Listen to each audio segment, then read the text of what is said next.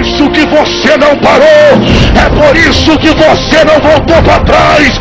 Até tentaram puxar o seu tapete, mas você não anda em cima de tapete, e nem muito menos é Aladim da Disney. Você é alguém que está sendo sustentado por Cristo e pela graça dele. Eu já estou com vontade de sapatear aqui, mas eu estou preocupado com os obreiros. Mas se tiver alguém embaixo aí, eu não vou me segurar, eu estou sentindo pressão.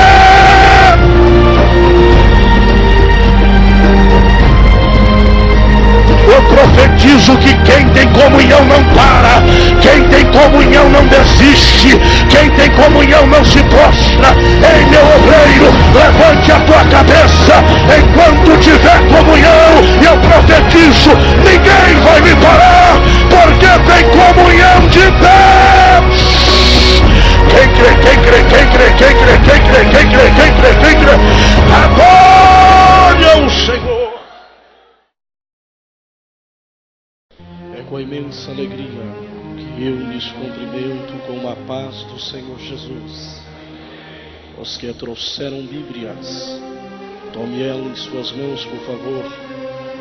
Os biblicistas, localize a segunda carta de Paulo aos Coríntios, seu capítulo de número 13, para a nossa breve meditação. 2 Coríntios capítulo 13, versículo 13. Os que acharam em alto e bom som, digam amém. Versículo 13 diz-nos a Bíblia: a graça do Senhor Jesus Cristo e o amor de Deus e a comunhão do Espírito Santo seja com todos vós. Amém.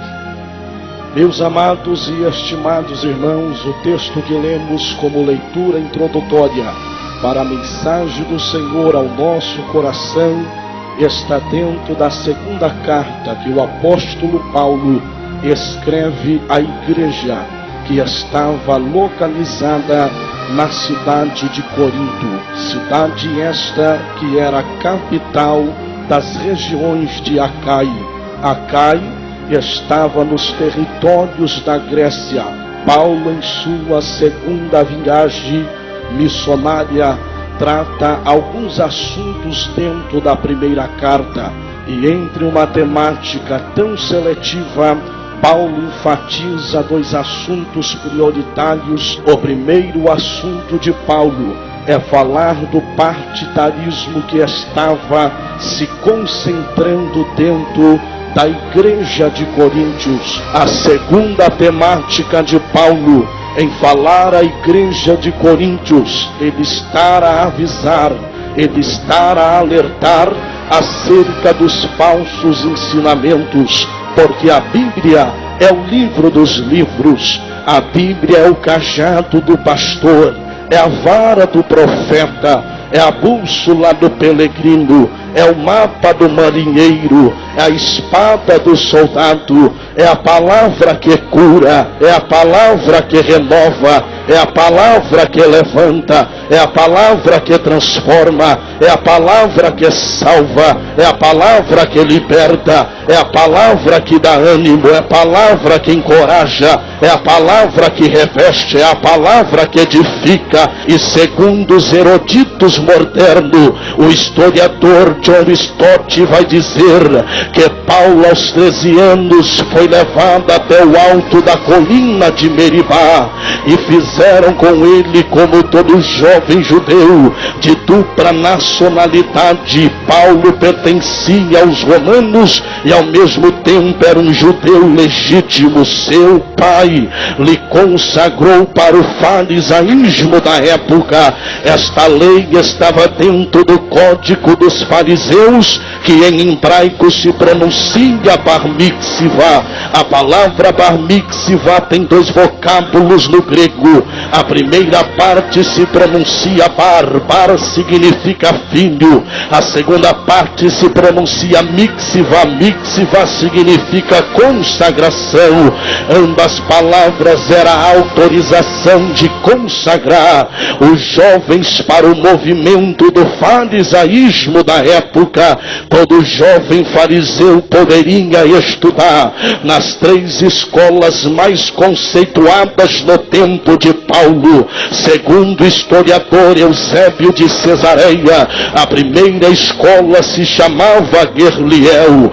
Gamaliel era avô de Gamaliel, a maior influência teológica de sua época. A segunda escola era de Glaucio Lúcio e a terceira escola era de Chamar. Paulo se decide em estudar na escola de Gamaliel. Aos pés de Gamaliel ele aprende toda a filosofia de ser um jovem pré-reformado fariseu. Ele vai em busca do seu sonho, e o sonho de Paulo era se assentar na cadeira do Sinédrio. Por causa da cadeira ele pede carta ao sumo sacerdote. Por causa da cadeira ele consente na morte de Estevão. Por causa da cadeira ele persegue o cristianismo.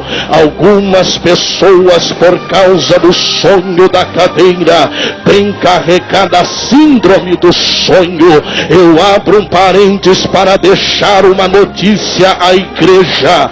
Algumas pessoas carregam a síndrome da cadeira. Por causa da cadeira se vende, por causa da cadeira barganha, por causa da cadeira negocia, por causa da cadeira imoral, por causa da cadeira falta com a palavra. Cada glória que você dá aqui é um demônio que cai na rua da tua casa, que estava vindo contra a tua família. Enquanto você levanta a mão para dar glória, o diabo não vai sapatear esse ano no meio da tua parentela, porque cada glória que você dá aqui é um livramento que entra hoje no meio da tua casa, e não dá glória quem pode, só dá glória quem depende. Não dá glória quem pode, só dá glória quem confia. Não dá glória quem pode, só dá glória quem tem fé. Saulo no grego quer dizer grande, Paulo no grego quer dizer pequeno. Enquanto Paulo era grande, Deus era pequeno. Homem grande, Deus pequeno, mas homem pequeno, Deus grande. Mas eu quero lhes falar sobre as 3 colunas da igreja.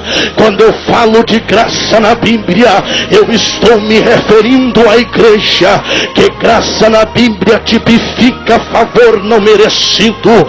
Jesus é o simbolismo maior na tipologia da Bíblia. A maior graça manifesta no meio dos homens. Estamos aqui porque Ele sustenta a igreja.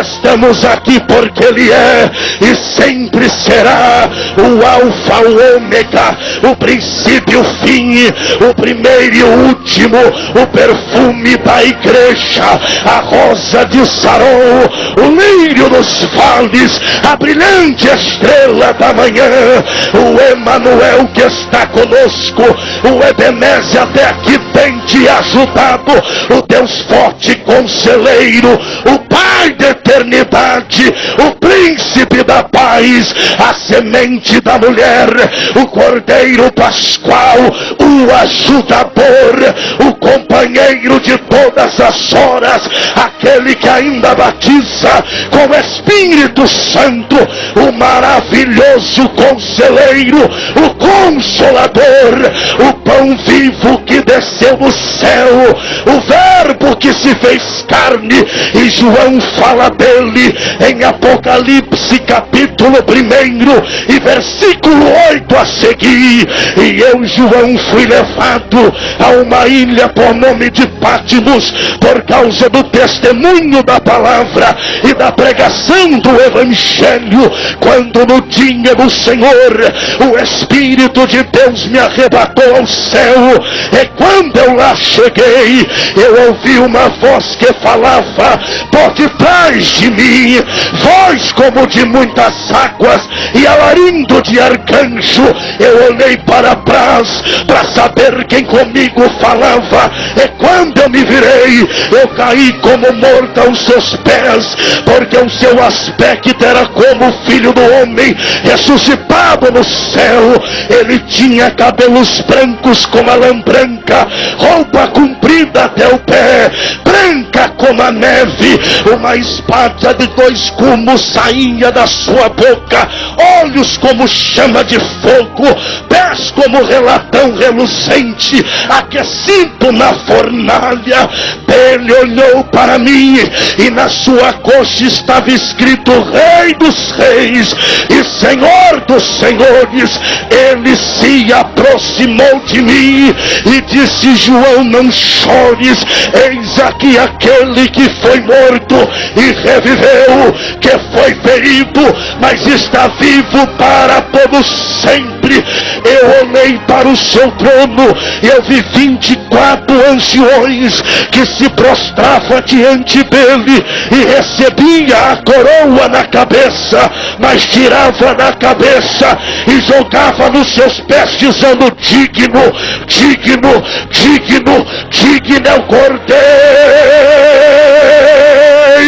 de abrir o livro e desatar os seus 7 selos. Eu vi milharinhas e milhares de anjos que cantavam um para os outros: Santo, Santo, Santo, Santo, Santo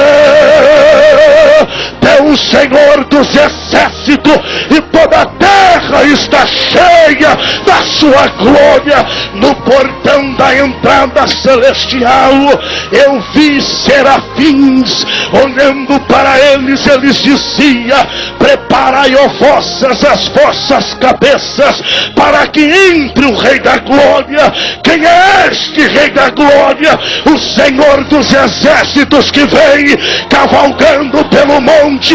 Ele é o Rei da Glória. É por isso que você não parou, é por isso que você não voltou para trás. Até tentaram puxar o seu tapete, mas você não anda em cima de tapete, e nem muito menos é Aladim da Disney.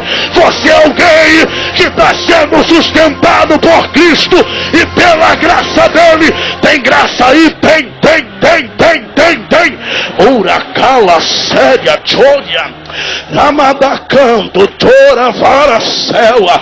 Eu já estou com vontade de sapatear aqui, mas eu estou preocupado com os obreiros. Mas se tiver alguém embaixo aí, eu não vou me segurar. Eu estou sentindo pressão.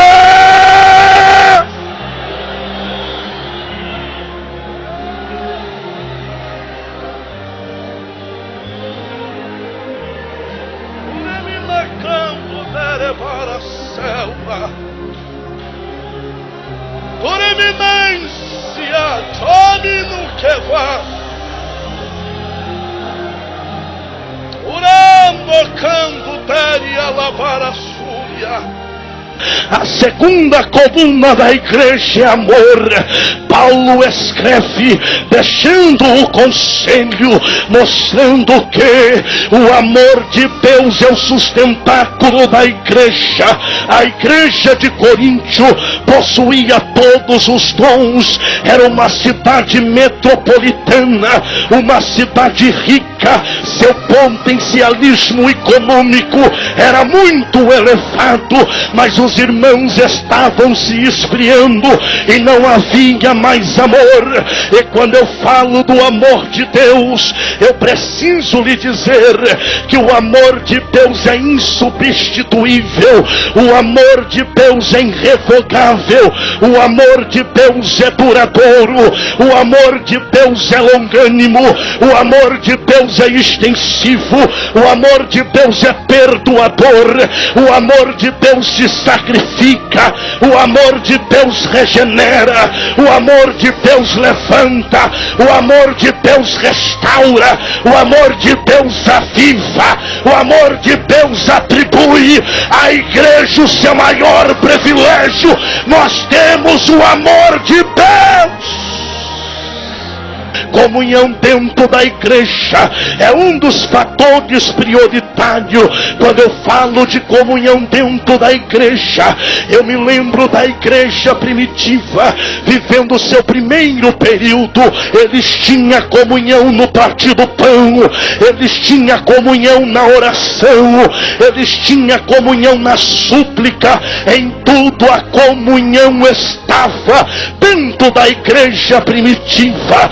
Eu me lembro de um crente que tinha comunhão com Deus, por nome de Policarpio, que foi levado pela tropa de Nero, por nome de Petroliana, até o seu Coliseu romano. E o conselho de Nero perguntou: negue a Jesus Cristo, se não te queimaremos. Policarpio tinha tanta comunhão com Deus que ele respondeu para a tropa petroliana: eu tenho servido ele 86 anos da minha vida e ele nunca me abandonou. Porque eu negaria agora? Acende a fogueira, porque ainda hoje eu beijarei a face do meu Senhor na glória. Eu profetizo que quem tem comunhão não para, quem tem comunhão não desiste, quem tem comunhão não se prostra. Ei, meu obreiro, levante a tua cabeça. Enquanto tiver comunhão, ninguém vai te segurar, ninguém vai te parar. Vai cair cavalo e cavaleiro de Faraó, mas quem tem comunhão, avança, avança, avança, avança. Quem tem? Uracera, chora, cantoreia. E eu profetizo, ninguém vai me parar, porque tem comunhão de Deus. Quem crê? Adore ao Senhor.